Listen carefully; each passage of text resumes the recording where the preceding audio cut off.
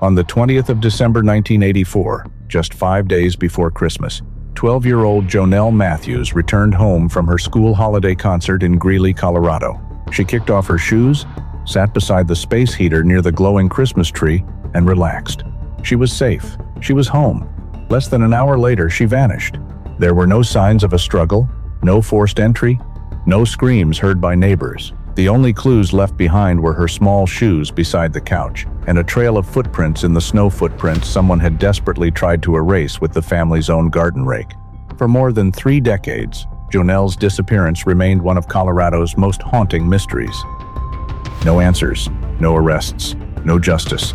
But the man responsible had been hiding in plain sight all along, watching the investigation unfold, while believing he had gotten away with murder. Instead, every lie brought investigators one step closer to the truth. This is the shocking story of one of Colorado's most haunting cold cases, finally solved.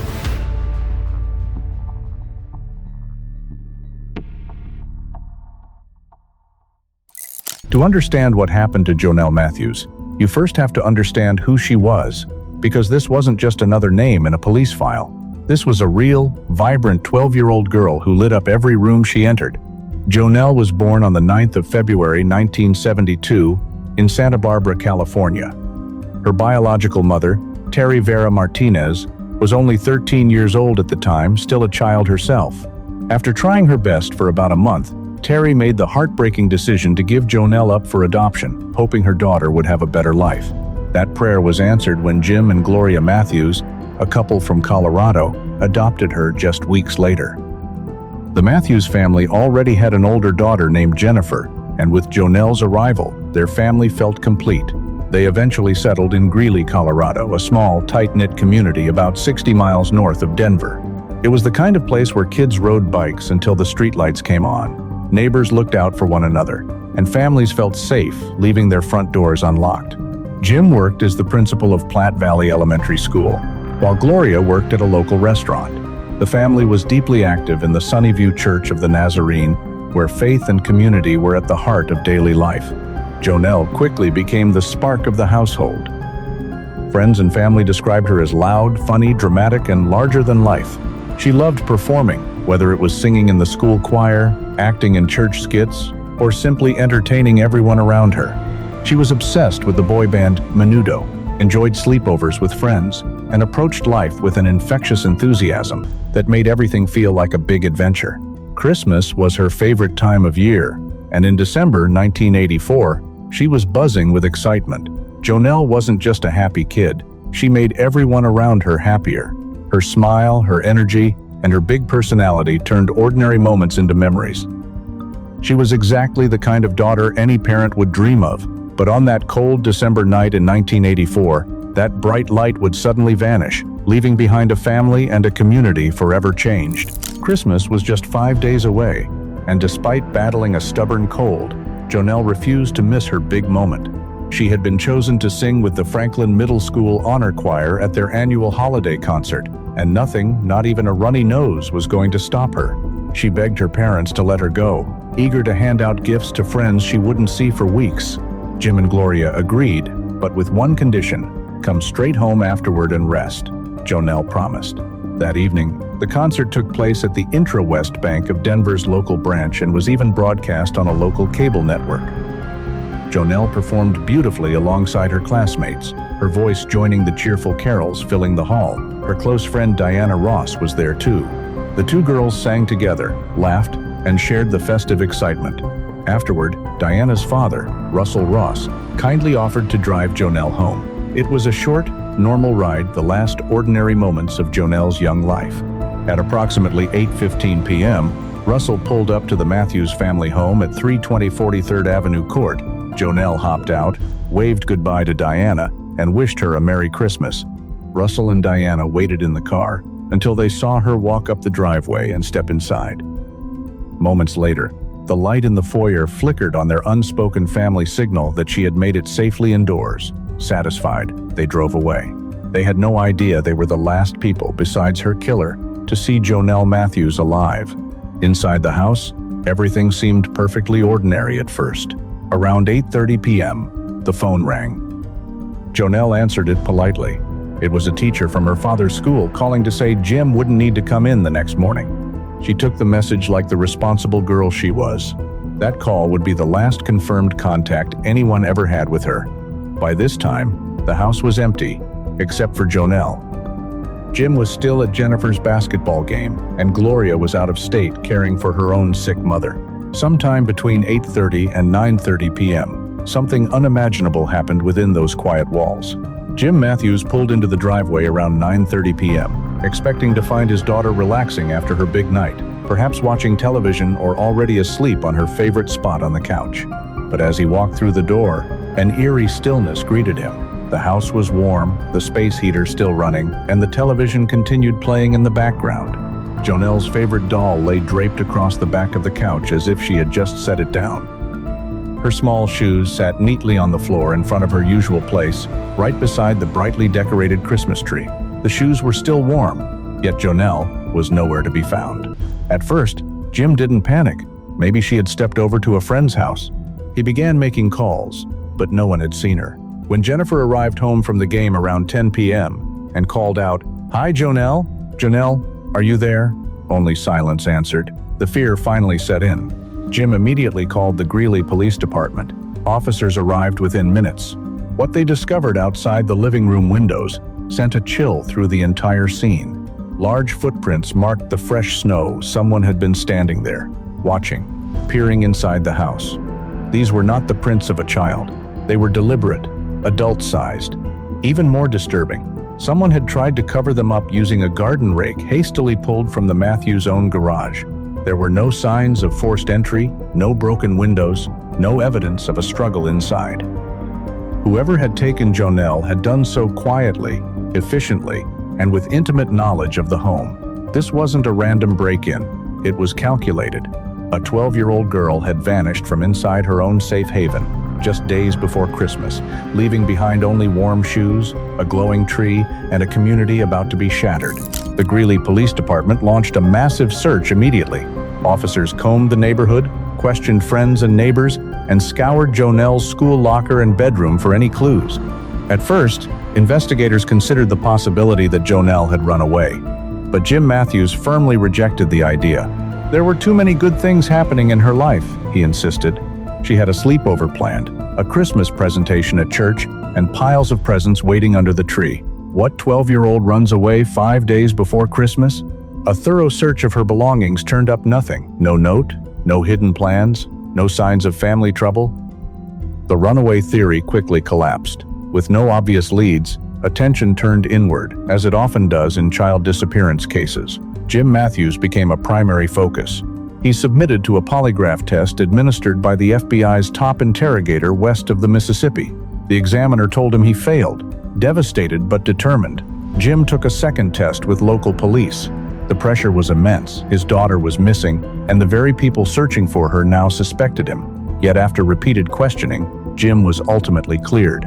The family endured the pain of suspicion while still clinging to hope. As days turned into weeks with no trace of Jonelle, the tight-knit community of Greeley refused to let her fade from memory. A 2-4-hour prayer vigil drew hundreds who refused to give up faith. Thousands of reward posters were distributed nationwide. Jonelle's face soon became one of the very first missing children featured on milk cartons across America, a powerful new tool in the pre-digital era when families saw those cartons at breakfast tables every morning. In March 1985, President Ronald Reagan specifically mentioned Jonelle by name in a national speech on missing children, shining a spotlight on the case. Despite the outpouring of support, months passed without meaningful breakthroughs. In May 1985, a brief flicker of hope emerged when a portion of a human scalp was discovered on a farmer's land in Weld County.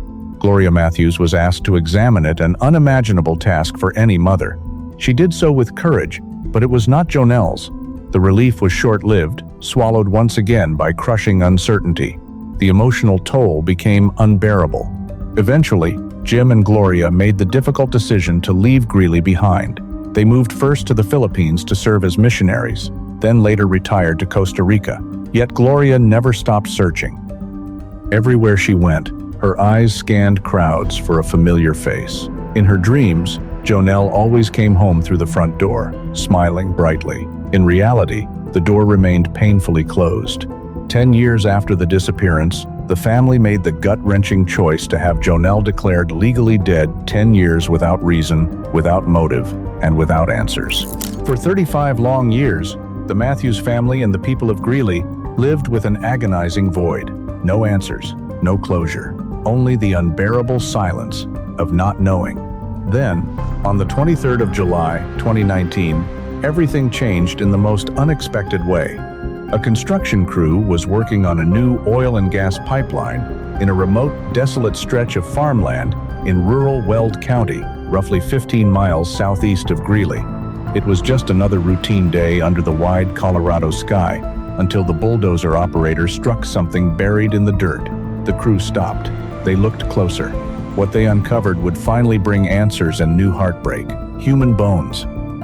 A skull still bearing orthodontic braces. Fragments of fabric matching the exact clothes Jonelle had worn the night she disappeared. A plaid skirt, a blouse, and a sweater vest.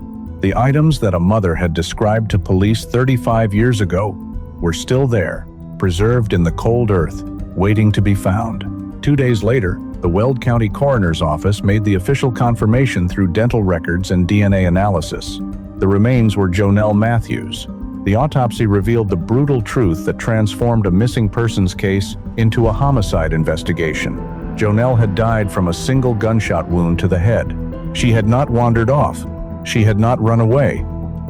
She had been murdered on that very night, in December 1984, and someone had driven her body out into the dark, frozen countryside and buried her like a secret they hoped the earth would keep forever. Her body had been wrapped in a white bedsheet and buried shallowly.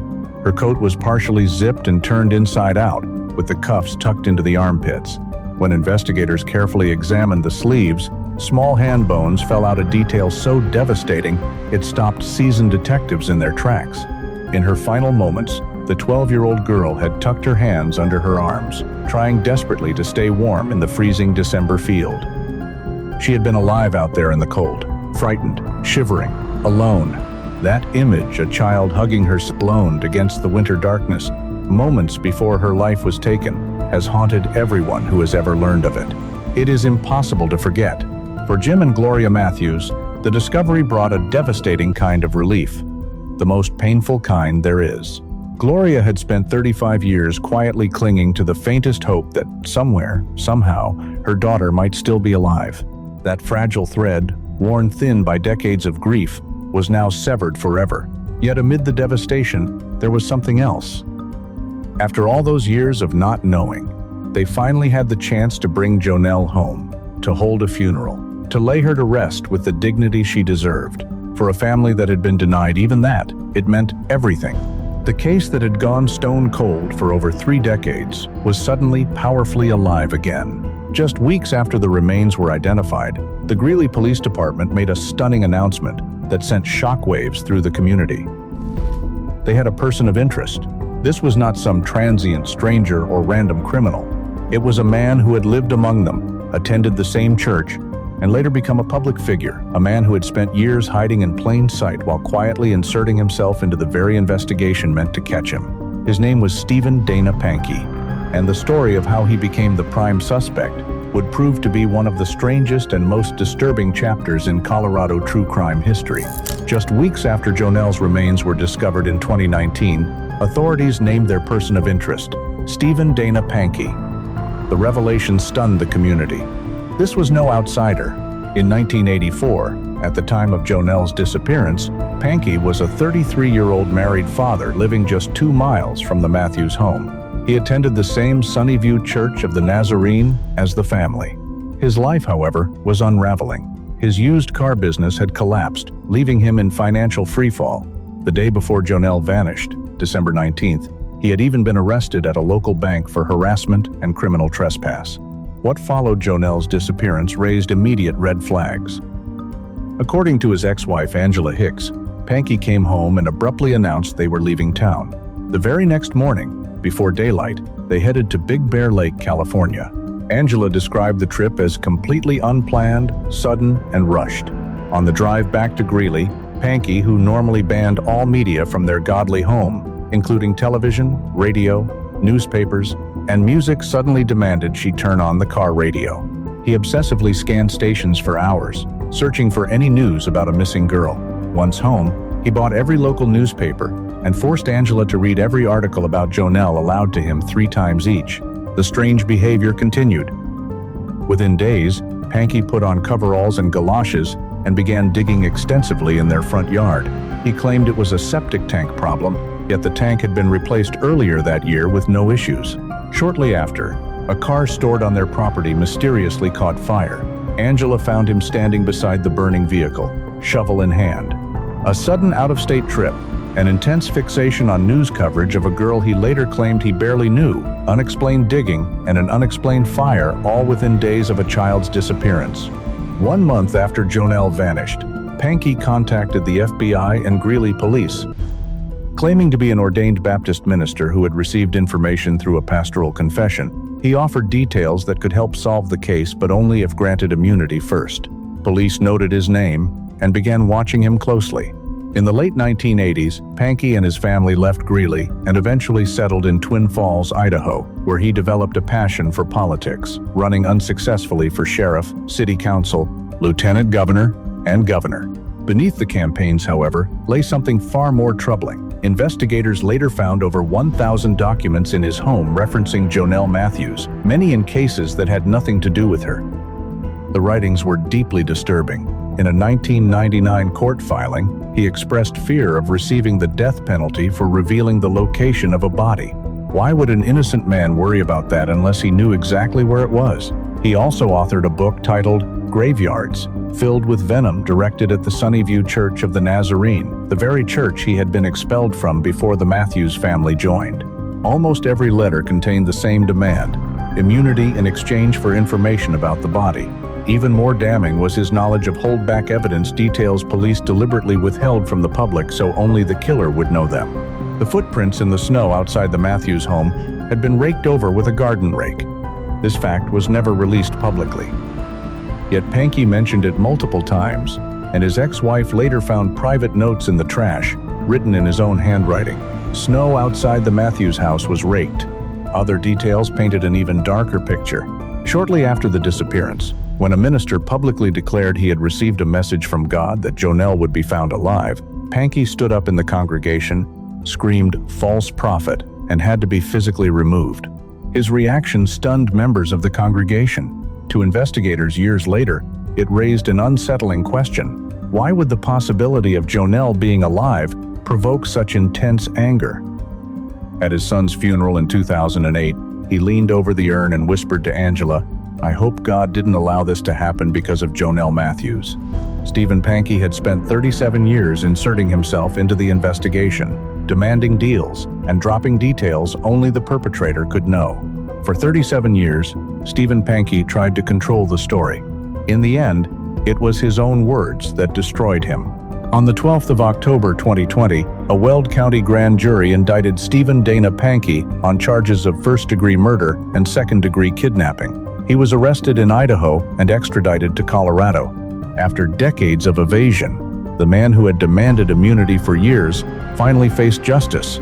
The first trial began in October 2021. Prosecutors faced a significant challenge. There was no DNA evidence, no fingerprints, and no murder weapon. The entire case rested on circumstantial evidence and Pankey's own words and actions over 37 years. They presented nearly 60 witnesses, including Pankey's ex-wife Angela Hicks, who delivered devastating testimony about the sudden trip, the obsessive news consumption, the yard digging, the burning car, and the chilling comment at their son's funeral in 2008. Pankey, against his attorney's advice, took the witness stand.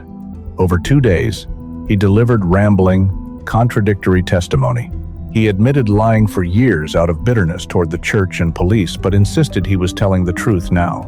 His defense boiled down to, "I'm a jerk, but I'm not a murderer." The jury deadlocked on the major charges, convicting him only on a misdemeanor count of false statements to police. A mistrial was declared, devastating the Matthews family. Undeterred, prosecutors prepared for a second trial in October 2022. This time they had a powerful new witness, Patrick Callis, a former inmate who had shared protective custody with Pankey. Callis testified that Pankey sought spiritual forgiveness, admitted doing some bad things, and made the incriminating statement, "She was dead before I crossed the railroad tracks." On the 31st of October, 2022 Halloween night, the jury returned its verdict. Stephen Pankey was found guilty of felony murder and second-degree kidnapping with a deadly weapon. He was acquitted of premeditated first-degree murder, but the felony murder conviction carried the same weight. He received a life sentence with the possibility of parole after 20 years. His earliest release date would be 2042, when he turns 91. Before sentencing, the Matthews family delivered powerful impact statements. Jennifer Mogensen spoke of the 12,634 days stolen from her sister and the family milestones that would never happen. Jim Matthews looked directly at Pankey and offered unexpected grace, saying his obsession had made him a prisoner of his own mind and urging him to confess and seek God's forgiveness. Gloria Matthews was more direct, stating she could not forgive the evil done to her daughter. Pankey maintained his innocence, declaring he was a Christian who would go to heaven. As of today, he remains incarcerated at the Arkansas Valley Correctional Facility in Colorado with appeals pending. After 37 years, Jonelle Matthews finally received justice.